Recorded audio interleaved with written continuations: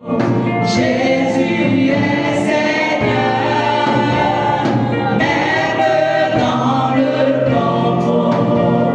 Jésus est magnifique, son nom est, car le monde n'a pas pu le retenir, même dans le tombeau. Jésus demeure Seigneur, même dans le tombeau. Il demeure Seigneur, même dans le tombeau.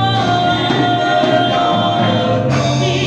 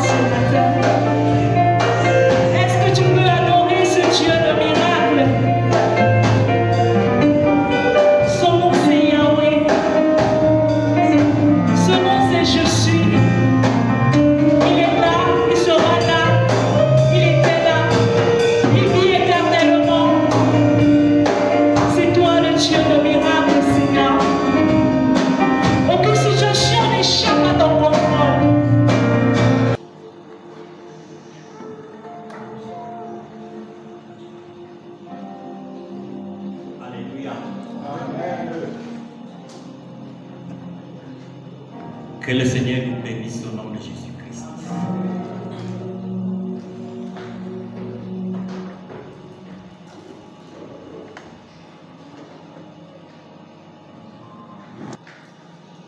Et pour échanger avec le peuple de Dieu, sa parole, ses conseils. Amen. Que Dieu nous donne donc son Esprit Saint afin que nous puissions être attentifs à la bonne nouvelle. Nous allons méditer la parole de Dieu ce matin dans le livre de Philippiens chapitre 4.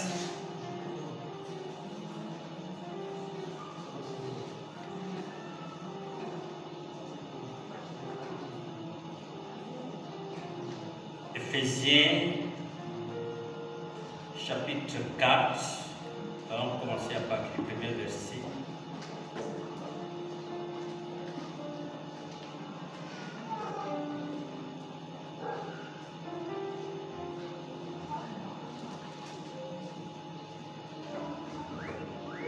Et nous allons voir là où nous allons arrêter. Levons-nous pour écouter la parole de Dieu. C'est pourquoi, mes bien-aimés et très chers frères, vous qui êtes ma joie et ma couronne, demeurez ainsi fermes dans le Seigneur, mes bien-aimés. J'exhorte Évodie et j'exhorte Syntyche à être d'un même sentiment dans le Seigneur. Et toi aussi, fidèle collègue, oui, je te prie de les aider. Elles qui ont combattu pour l'évangile avec moi et avec Clément et mes autres compagnons d'œuvre, dont les noms sont dans le livre de vie. Réjouissez-vous toujours dans le Seigneur. Je le répète, réjouissez-vous. Que votre douceur soit connue de tous les hommes. Le Seigneur est proche. Ne vous inquiétez de rien, mais en toutes choses, faites connaître vos besoins à Dieu par des prières et des supplications avec des actions de grâce. Et la paix de Dieu, qui surpasse toute intelligence, gardera vos cœurs et vos pensées en Jésus-Christ. Verset 8.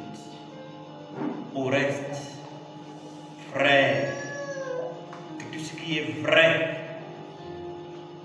tout ce qui est honorable, tout ce qui est juste, tout ce qui est pur, tout ce qui est aimable, tout ce qui mérite l'approbation, ce qui est vertueux et digne de louange, soit l'objet de vos pensées. Ce que vous avez appris, reçu et entendu de moi, et ce que vous avez vu en moi, pratiquez-le, et le Dieu de paix sera avec vous. Nous allons nous arrêter là. Amen.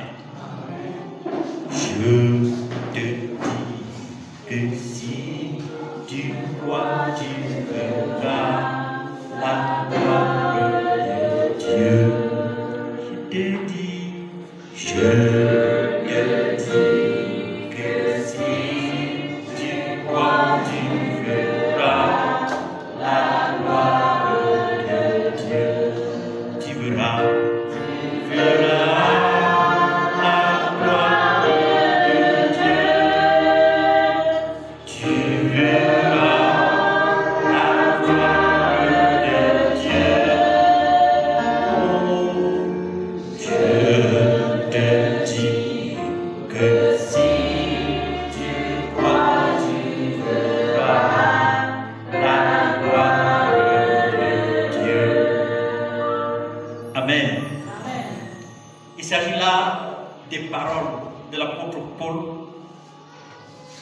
aux Philippiens. C'est des paroles d'exhortation. Ces paroles d'encouragement, les paroles d'engagement, les paroles pour encore amener le peuple à ne pas baisser les bras. Alléluia. Et à continuer l'œuvre pour laquelle il a été appelé. Ce dont nous allons parler ce matin, bien-aimés dans le Seigneur, c'est de la prière. La prière. C'est un enseignement, on va le lancer ce matin, une exhortation en guise d'introduction. Nous allons poursuivre dans la semaine et voir un peu tout ce qui rentre dans la prière. Parce que la prière, c'est l'âme d'un enfant. La prière, c'est la vie des morts spirituels. Si on ne prie pas, on est mort spirituel. Dans le culte que nous avons à rendre à Dieu, la prière fait partie intégrante de ce culte. Je ne voudrais pas de prière parce qu'il y a beaucoup de faiblesse dans la prière. Il y a beaucoup de faiblesse. Il faut comprendre que la prière, c'est la vie d'un enfant de Dieu. C'est la vie d'un enfant de Dieu. Donc, il y a beaucoup de formes de prière, il y a beaucoup de types de prière. On va revenir dans la semaine. Mais comprenons d'abord ici que dans l'évolution de l'œuvre de Dieu, la prière était réservée premièrement aux sacrificateurs. C'est-à-dire qu'il n'y avait que les sacrificateurs pour prier pour le peuple. Mais avec l'avènement de Christ, nous étant un royaume de sacrificateurs, chaque enfant de Dieu est concerné par la prière. C'est-à-dire les gens attendaient à l'époque qu'on les appelle pour prier pour eux, pour qu'on leur impose les mains. Chacun demandait la prière, je veux que tu pries pour moi. Mais ce que je voulais qu'on comprenne aujourd'hui et avec la nouvelle alliance avec Christ, c'est que la prière concerne chacun. C'est chacun qui doit prier. Non seulement pour lui-même, mais aussi pour les autres. Mais en commençant d'abord par lui-même. Mais la prière, elle intervient dans une série d'actions qu'un enfant de Dieu doit exécuter. C'est-à-dire que quand on donne sa vie à Christ, il vous ai dit dans un enseignement, je ne parle pas de la prière aujourd'hui, c'est que la prière vient à Alléluia. La prière vient en dernier. C'est elle qui clôture tout. La première étape dans la vie spirituelle, c'est l'enseignement. C'est l'enseignement. Parce qu'on ne peut pas prier si on ne connaît pas pourquoi on prie. Si vous n'avez aucune connaissance de la vie spirituelle, vous ne pouvez pas vous engager à élever des prières. On commence d'abord par enseigner. C'est pourquoi vous ne pouvez pas élever des prières si vous n'avez pas la connaissance de Christ. Vous ne pouvez pas. Il vous sera difficile même. Et c'est pour cela que également les prières, n'est-ce pas, sont difficiles parce qu'elles ne sont fondées sur rien. La prière doit être fondée sur la parole. Et la parole pure, ça veut dire la parole vraie. Quand la prière vient, là, tu veux que la parole a déjà fait le premier travail. C'est pour cela que dans l'œuvre de Christ, Jésus-Christ a commencé d'abord par enseigner. C'est lui seul qui priait. Il priait parce que lui, il connaissait déjà tout. Et les prières, c'était pour qu'il soit fortifié pour enseigner.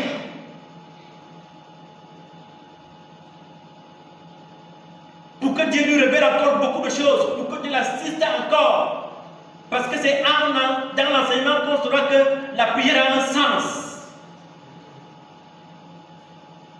C'est dans l'enseignement qu'on saura que la prière a un sens. Si vous n'avez pas l'enseignement, vous ne pouvez pas connaître la valeur, l'efficacité, l'intérêt, l'importance d'une prière. Donc, on commence d'abord par l'enseignement. Quand on enseigne, donc, on comprend. Et quand on comprend, on développe la foi. On développe la foi. C'est-à-dire que quand on enseigne, plus on reçoit la parole de Dieu, plus on reçoit les enseignements, plus on suit les conseils. C'est comme ça que l'homme spirituel grandit. Et la foi se développe. Et c'est l'enseignement, la connaissance, on a la foi, la prière vient donc. Parce qu'il faut prier avec foi. Et en connaissance de Dieu.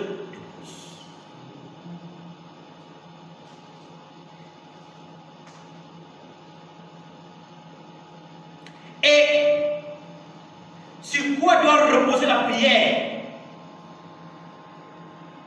Il y a une série d'actions, une série de choses sur lesquelles la prière doit reposer. Donc, prie. D'abord, il faut savoir qui d'abord on prie. On prie qui? Et pourquoi on le prie? Parce qu'on peut prier tout le monde. On peut prier son frère. On peut prier sa sœur. On peut prier son prochain. On peut prier n'importe qui. Parce qu'on a quelque chose qu'on attend de lui. N'est-ce pas? Quand on prie quelqu'un parce qu'on attend quelque chose de lui. Encore qu'il faut connaître le caractère de la personne pour laquelle on prie. Voilà, on prie. Le caractère de la personne qu'on prie. Quel est son caractère? Est-ce que lorsque je vais lui demander quelque chose, je suis sûr qu'elle va me donner cette chose-là? C'est ça, connaître le caractère de la personne qu'on prie. Ça veut dire que quand tu t'engages, que tu m'avais prié, m'avais demandé quelque chose à quelqu'un, tu connais le caractère.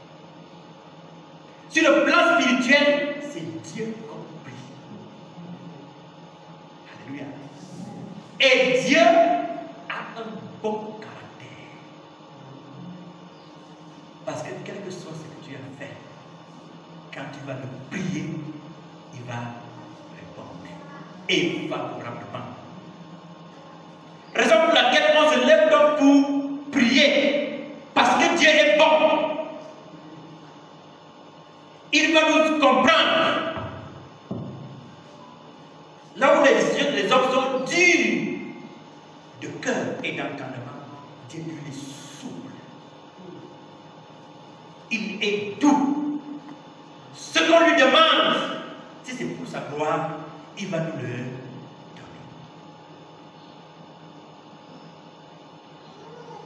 Alléluia. Donc il faut connaître celui qu'on prie. On prie Dieu. Parce qu'on connaît son caractère. Son caractère est bon. Il est très bon. Il écoute. il comprend, il exauce. Et on doit le prier. Et nous devons le prier également par rapport à des alliances. Quelle est la relation que tu as avec Dieu? Quelle est la relation que tu as avec Dieu? Parce que c'est par rapport à ta relation que tu vas élever les prières. J'ai quelle relation avec Dieu? Quels sont nos rapports? Je suis sûr que si nos rapports sont bons, lorsque Dieu me présente ses yeux, il va m'entendre, il va m'accepter et il va prendre en compte ma demande.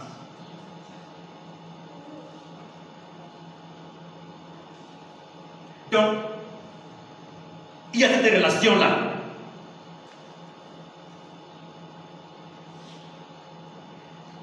J'ai également parlé du caractère de Dieu et aussi de la qualité même de la personne qu'il est. On sait qu'il est puissant. Il peut tout. Amen. Il peut tout. Ça veut dire que ce qui a dépassé les hommes, lui, il en est capable. Il faut le savoir quand on prie. Il peut tout.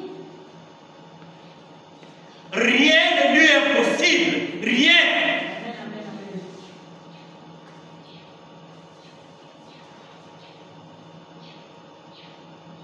Donc, quand on part pour prier Dieu pour quelque chose, on est sûr. On n'a pas d'inquiétude. Donc, ce qui fait souvent l'échec de nos prières, c'est parce que nous avons des doutes et des inquiétudes sur sa réponse. Et il faut comprendre que c'est le diable qui vient nous agiter pour que nous développions, parce que le diable, c'est quelqu'un qui a été d'abord avec Dieu. Donc il connaît Dieu plus que nous. Il connaît les sensibilités de Dieu. C'est pour cela qu'il nous met dans des conditions où nous ne pouvons rien recevoir de Dieu.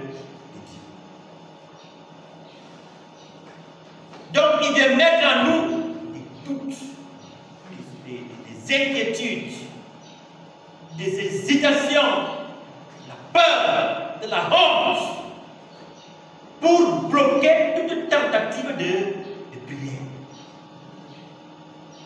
Et quand nous n'avons pas la connaissance, nous cédons à ça. Et il y a blocage. Et c'est à lui que ça profite.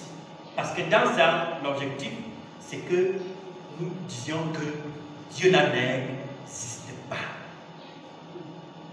Quand tu aboutis à cette conclusion, il sait qu'il t'a gagné. Parce que tout ce qu'on vous dit là, la prise là, j'ai essayé ça et je n'ai pas vu. Vraiment, ce Dieu-là dont on parle là, il n'existe pas. Je préfère faire ma chose. Et tu commences, n'est-ce pas, avec des solutions faciles. Et dès que tu as fait ça, le diable se met donc à se réjouir parce qu'il a récupéré ton âme. Donc soyons vigilants. Soyons vigilants. Il dit donc, c'est connaissant tout ça donc que l'apôtre Paul donc exhorte donc les Philippiens. Dans le texte que nous avons lu, il dit, c'est pourquoi mes bien-aimés et très chers frères, parce que Paul lui a connu ces choses, il a été enseigné, il a été délivré. C'est un témoin vivant de l'œuvre de Dieu. Lorsqu'il expose donc les bienfaits de Dieu, ses frères, c'est parce qu'il connaît. C'est ce sentiment que nous devons avoir quand nous venons à Christ.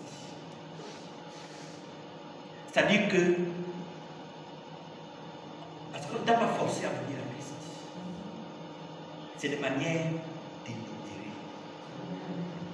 Parce que tu as compris ce jour-là que non, il faut que je serve Dieu. Alléluia. Tu as compris ça.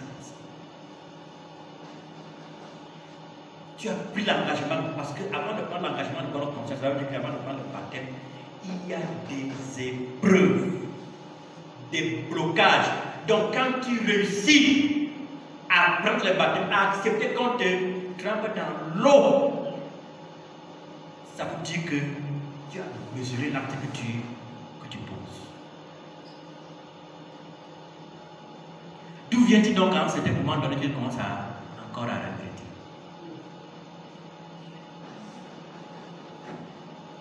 Il faut comprendre que c'est le diable qui est derrière. Parce que personne ne t'a forcé à faire ça. C'est toi-même. Et tout est parti d'ici. Qu'on enseigne, tu entends, tu comprends, tu es convaincu que sans Christ, la vie n'a pas de sens. Tu as vu comment les gens meurent. Et on te dit qu'après ça, il n'y a plus de vie. Après quoi, c'est que le jugement. Comment passer? Ou alors, où passeras-tu ton éternité? Est-ce dans le temps de feu qu'on décrit là? Est-ce au paradis que Christ nous présente? Il nous a dit qu'il s'en va vers. Ça va nous préparer. Je vais passer mon éternité. Où tu as reçu l'enseignement de Dieu et tu as pris l'engagement. Donc l'apôtre Paul, c'est quelqu'un qui a mesuré tout ça. Il a été persécuteur de l'église du Seigneur Jésus-Christ. Mais Dieu l'a appelé. Il a entendu la voix de Dieu. Dieu l'a appelé pour le servir. Et il a commencé dans ce service-là. Et il a compris que vraiment, il a perdu le temps. Alors, il expose donc ces choses à ses frères. Parce qu'il sait en qui il a cru. Il sait en qui il a cru. Il a cru au Dieu d'Abraham, au Dieu d'Isaac, au Dieu de Jacob. Le Dieu tout-puissant, celui qui a créé le monde. Celui qui donne le souffle de vie et qui le tire. C'est à ce Dieu-là, c'est donc ce Dieu-là qu'il présente aux frères philippiens. Alléluia. C'est pourquoi, mes bien-aimés et très chers frères, vous qui êtes ma joie et ma couronne,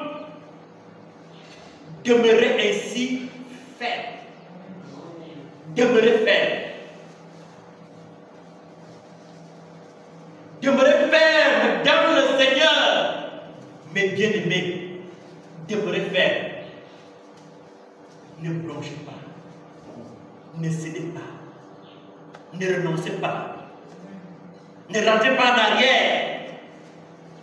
Qu'on ne vienne pas vous prêcher un autre évangile. Car Christ a posé les bases, les fondements.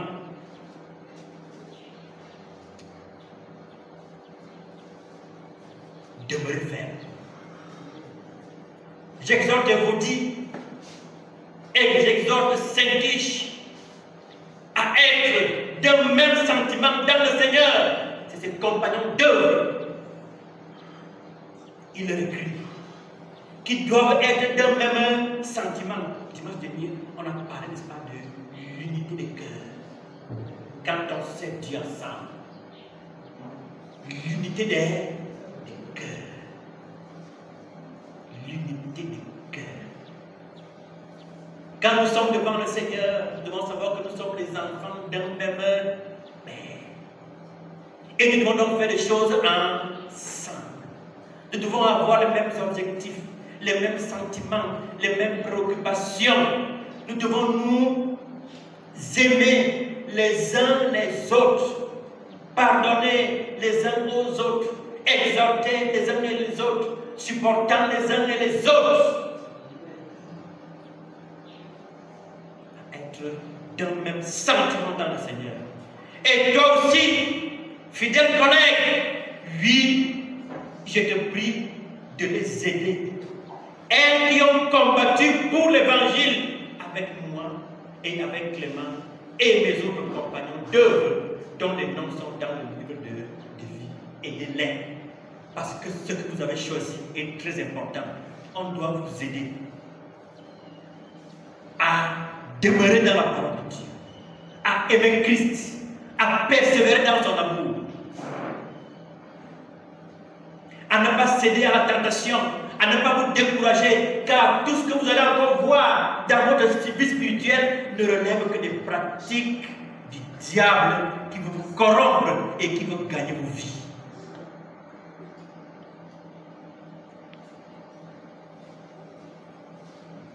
Réjouissez-vous toujours dans le Seigneur. Je le répète, réjouissez-vous. Ça dit que vous devez toujours être dans la joie. Parce que ce que vous avez fait est très important. C'est ça qui donne la joie. C'est Jésus qui donne la joie. Réjouissez-vous dans le Seigneur. La Bible dit que si quelqu'un est dans la joie, qui chante les cantiques, on ne se réjouit pas dans les bars. On ne se réjouit pas dans les boîtes de nuit. Les gens que vous voyez en train de danser, ils sont manipulés par les esprits mauvais, par des démons. Ils ne comprennent rien parce que le jour où Dieu leur ouvre les yeux, ils vont se rendre compte, qu'est-ce qui m'a fait tout le temps que j'ai perdu dans ces choses?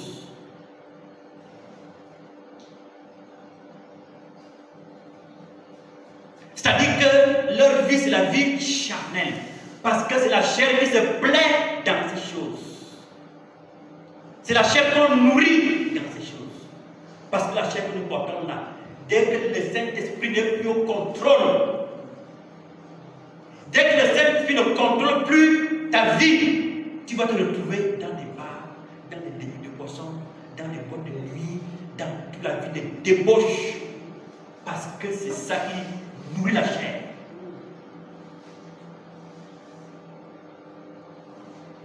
C'est-à-dire que ton esprit est faible.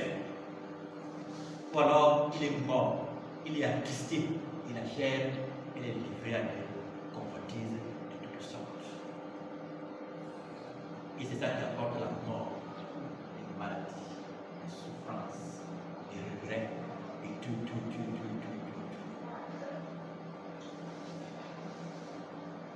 Mais fortifiez-vous plutôt dans le Seigneur. Réjouissez-vous dans le Seigneur. Je le répète, réjouissez-vous. Que votre douceur soit connue de tous les hommes. Vous devez être doux et non agité. C'est-à-dire que quand vous entendez parler, c'est des paroles de bénédiction. C'est des paroles douces qui calment les cœurs agités. Ce n'est pas comme vous voyez là-bas dehors, là, on insulte. On insulte les gens. Des propos déplacés, l'impolitesse. On ne respecte pas la personne d'en face, la personne humaine. C'est des animosités, n'est-ce pas, qui sont remplies dans la bouche pour dire n'importe quoi. Mais ce n'est pas ce que vous avez appris ici. Vous avez appris Christ qui dit dans sa parole que vous devez être, que votre douceur soit connue de tous les hommes de cette époque. Vous devez être quelqu'un vers qui on doit aller demander quelque chose. Vous devez être quelqu'un qui est prêt à aider, qui est prêt à donner un bon conseil.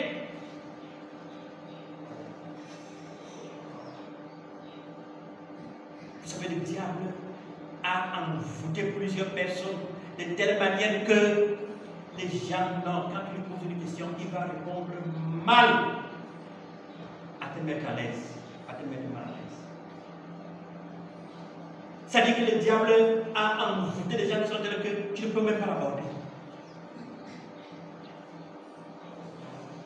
Parce qu'il est foncièrement méchant. Il n'a aucune crainte de Dieu dans sa vie. C'est l'homme animal. Mais nous devons revenir dans le caractère de Christ. C'est ça la vie. La vie n'est pas ce que vous voyez dehors. La vie est ici. C'est la parole de Dieu qui enseigne la vie. Parce que c'est Dieu qui a créé la vie. Je l'ai dit ici. Que c'est Dieu qui a créé la vie. C'est lui qui la donne et c'est lui qui la reprend. Si quelqu'un te parle de vie, qu'il aime la vie, alors qu'il mène la vie de débauche, c'est un menteur, parce que ce n'est pas lui qui a créé la vie. Celui qui a créé la vie vous donne les règles de vie, les enseignements, les instructions, comment vous devez vivre.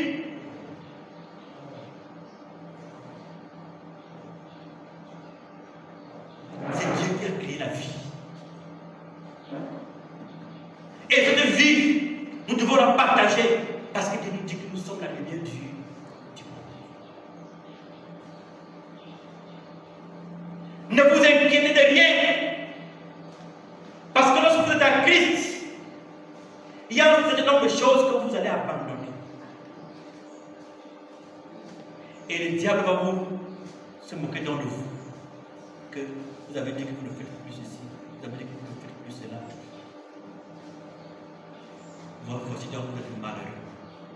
Et vous développez des inquiétudes, vous développez des regrets, vous développez des soucis, vous développez toutes sortes de comportements, n'est-ce pas, de nature à renoncer à l'engagement que vous avez pris. C'est pourquoi la Bible dit que ne vous inquiétez de rien.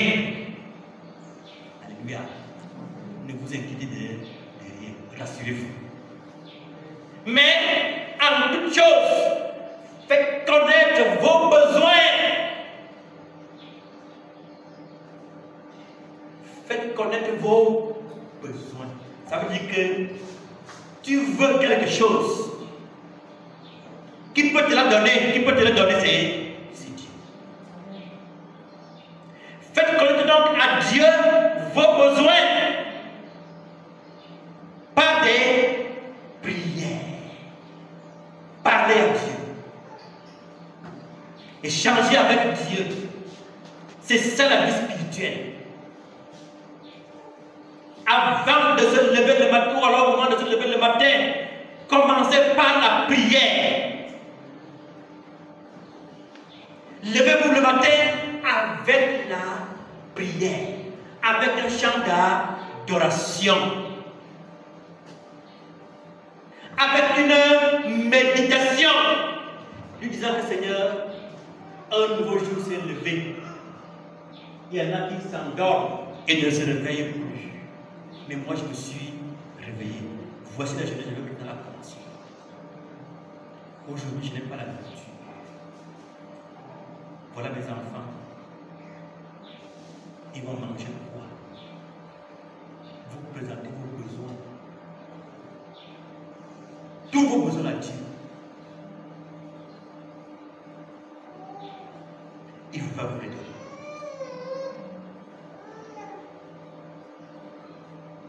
Donc, balayez une forme d'inquiétude, mais entrez dans la prière.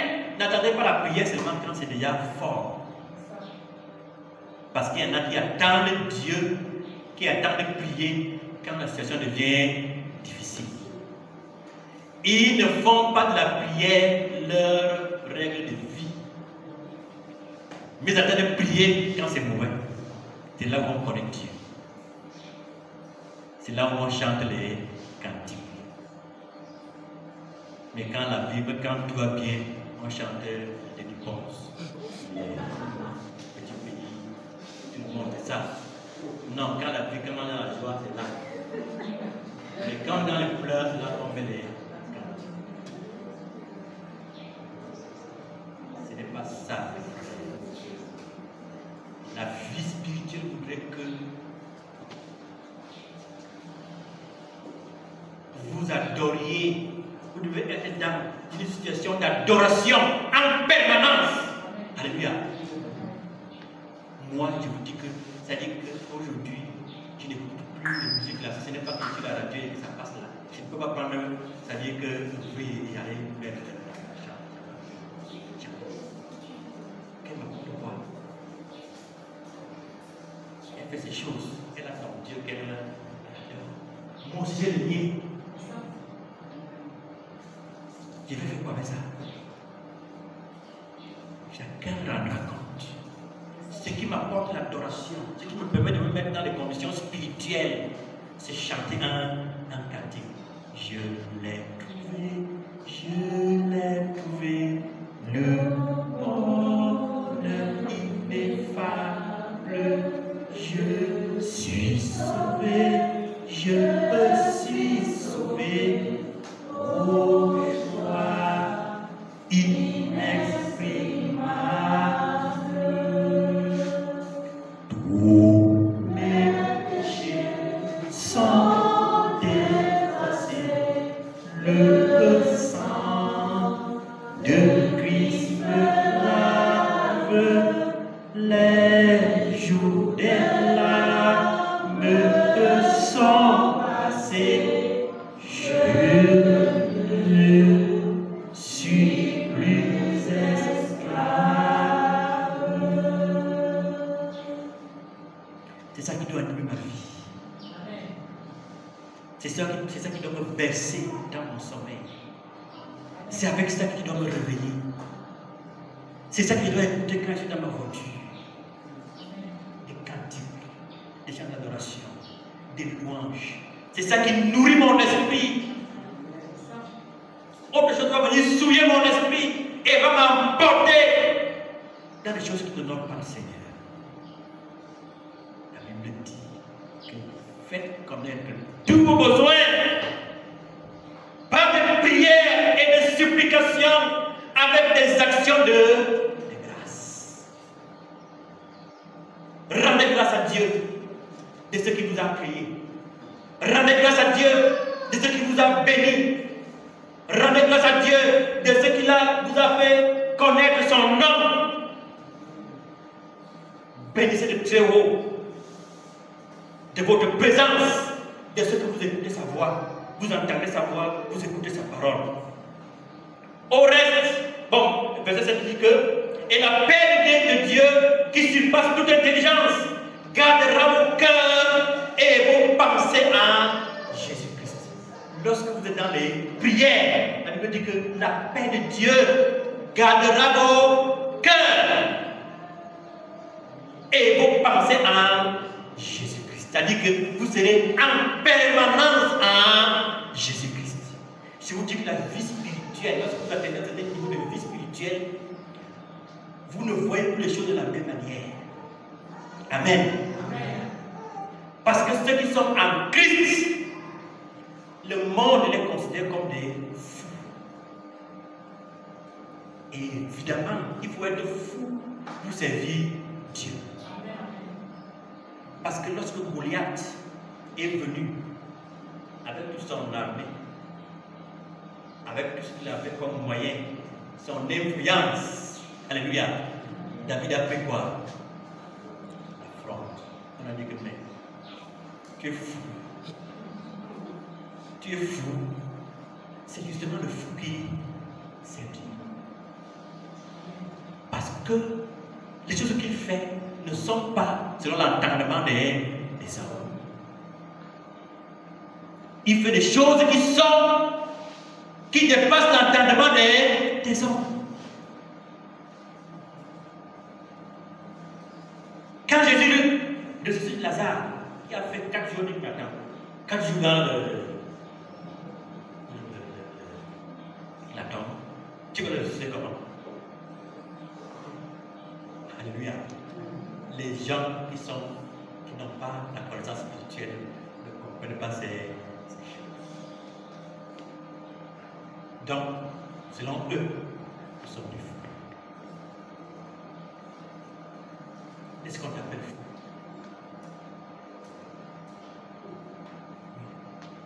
Mais la Bible dit qu'on dit souvent que rira bien qu'il ira de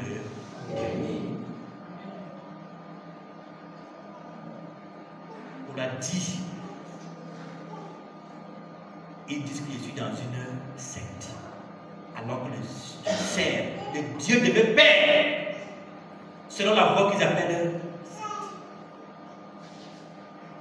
Parce que les choses que tu fais, c'est des choses que la Bible dit, mais qu'ils ne font pas. Quand toi tu les fais, ils disent que tu es dans une secte.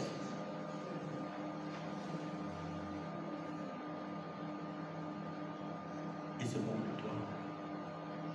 Ils vont tout faire. C'est le diable qui est en train de les utiliser, malheureusement. S'ils savaient, s'ils pouvaient savoir qu'ils sont, n'est-ce pas, en train d'être manipulés par le diable. Mais ça ne nous intéresse pas. Et on reste donc, frère, que tout ce qui est vrai, tout ce qui est vrai, c'est ça que tu dois faire. Fais tout ce qui est vrai.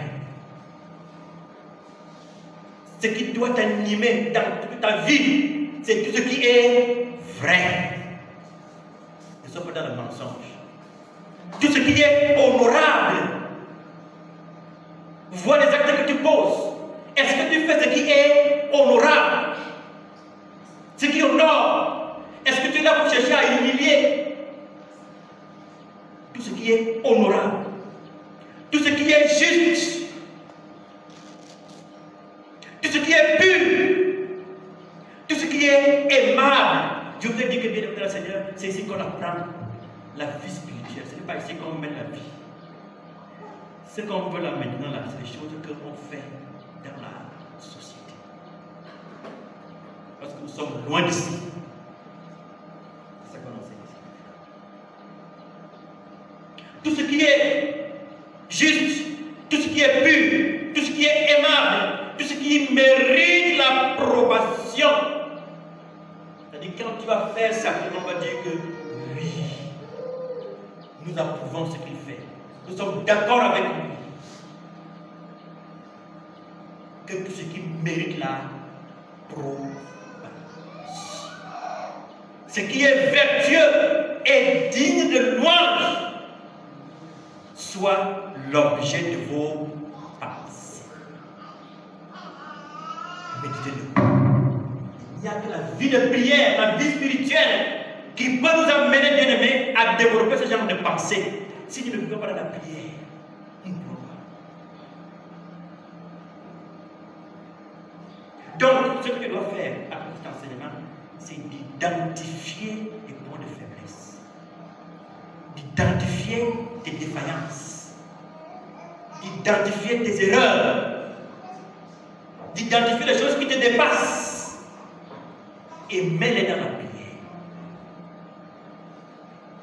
Nous prions pour ça, pour que nous soyons transformés. La prière nous aide à nous transformer, afin que tout ce qu'on recommande ici soit l'objet de nos pensées.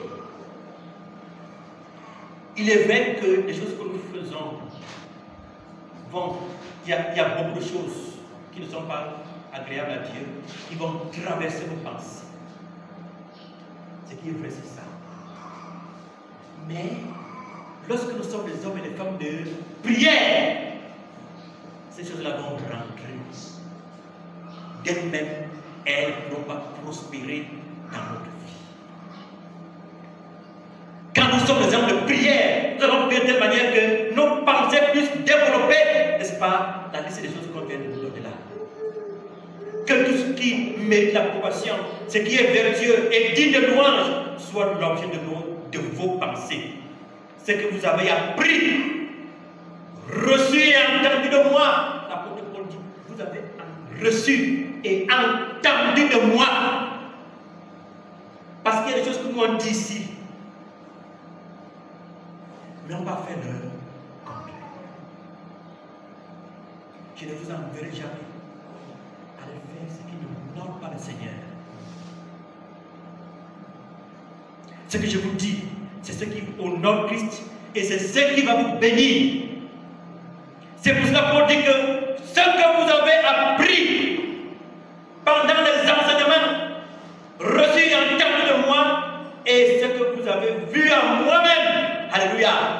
Parce que nous devons être le témoignage même de ce que nous disons. Ce que vous avez vu en moi-même. Alléluia. La Bible dit, pratiquez-le. Et le Dieu de paix sera avec vous. Pratiquez-le. Et le Dieu de paix sera avec vous. Que le Seigneur nous bénisse par cette parole. Nous allons poursuivre cet enseignement.